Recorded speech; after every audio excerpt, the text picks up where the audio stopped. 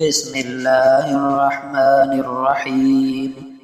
حضرت سلمہ بن اقویٰ رضی اللہ عنہ سے روایت ہے کہ نبی اکرم صلی اللہ علیہ وسلم کے سامنے جب کوئی جنازہ لایا جاتا تو آپ صلی اللہ علیہ وسلم فرماتے، کیا اس پر کوئی قرض ہے؟ لوگوں نے عرض کی نہیں، تو اس کی نماز جنازہ پڑھی۔ پھر دوسرا جنازہ لایا گیا تو فرمایا، کیا اس پر قرض ہے؟ لوگوں نے کہا ہاں۔ فرمایا، تم اپنے ساتھی کی نماز جنازہ خود پڑھو۔ حضرت ابو قتادہ نے عرض کی، یا رسول اللہ، اس کا قرضہ میرے ذمے۔ پھر آپ صلی اللہ علیہ وسلم نے اس کی نماز جنازہ پڑھائی۔ اس سے اندازہ لگایا جا سکتا ہے کہ حقوق العباد کا معاملہ کتنا سنگین ہے۔ لوگ ساری زندگی دوسروں کا حق ضائع کرتے اور پھر حج عمرہ کر کے سمجھتے ہیں کہ سب معاف ہو گیا۔ یاد رکھیے، کعبے کے چکر لگانے سے لوگوں کو دیے گئے چکر معاف نہیں ہوتے۔ حضرت ابو ہریرہ رضی اللہ عنہ فرماتے ہیں کہ نبی اکرم صلی اللہ علیہ وسلم سے پوچھا گیا، اے اللہ کے رسول، فلاں عورت رات کو تہجد پڑھتی اور دن کو نفلی روزہ رکھتی ہے، نیک اعمال کرتی اور صدقہ دیتی ہے، لیکن اپنی زبان سے اپنے پڑوسیوں کو تکلیف دیتی ہے، اس کے بارے میں آپ کیا فرماتے ہیں؟ آپ صلی اللہ علیہ وسلم نے فرمایا، اس عورت میں کوئی خیر نہیں اور وہ جہنمیوں میں سے ہے۔ پھر آپ صلی اللہ علیہ وسلم سے پوچھا گیا، فلاں عورت فرض نمازیں ادا کرتی ہے اور کبھی کبھار پنیر کے ٹکڑے بھی صدقہ کر دیتی ہے، البتہ کسی کو تکلیف نہیں دیتی، اس کے بارے میں آپ کیا فرماتے ہیں؟ آپ صلی اللہ علیہ وسلم نے فرمایا، وہ جنتی عورت ہے۔ معلوم ہوا کہ نفلی عبادات کی کمی حسن اخلاق سے پوری کی جا سکتی ہے، لیکن اخلاق کی کمی کو نفلی عبادات کبھی بھی پورا نہیں کر سکتی۔ نبی اکرم صلی اللہ علیہ وسلم نے فرمایا، جب تم بستر پر سونے کے لیے لیٹو تو آیت الکرسی پڑھ لیا کرو، اس کی وجہ سے اللہ تعالی کی طرف سے تم پر ایک نگہبان فرشتہ مقرر ہو جائے گا اور شیطان صبح تک تمہارے قریب نہ آ سکے گا۔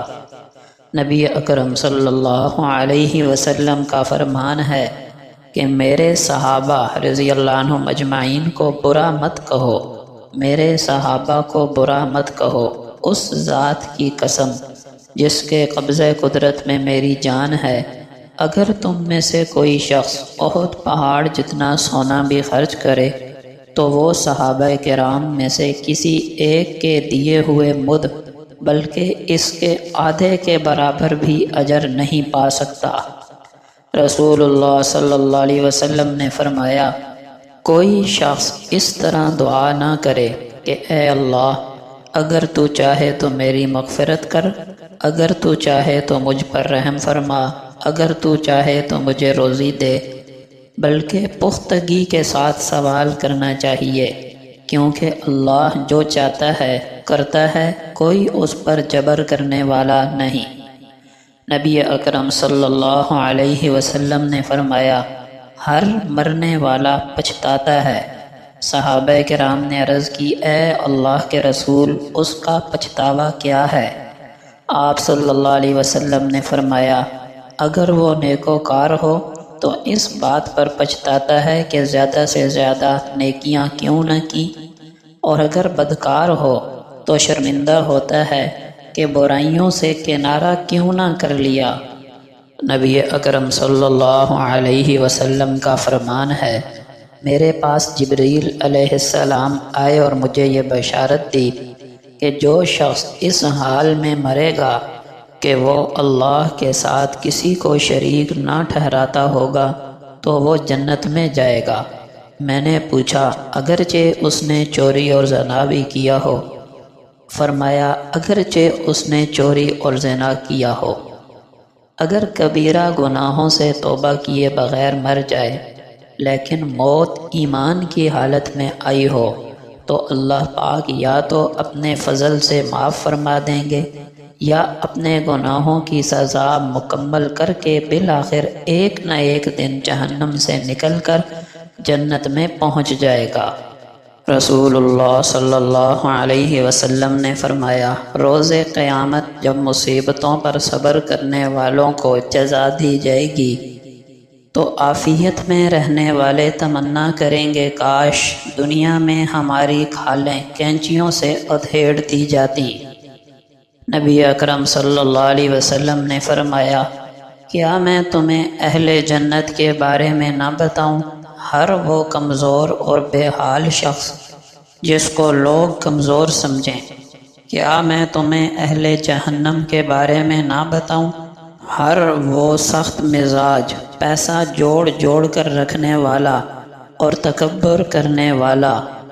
آپ صلی اللہ علیہ وسلم نے فرمایا، جس نے کسی کی زمین کا کچھ حصہ ناحق لے لیا تو قیامت کے دن اسے اس حصے کے ساتھ 7 زمینوں تک دھنسایا جائے گا۔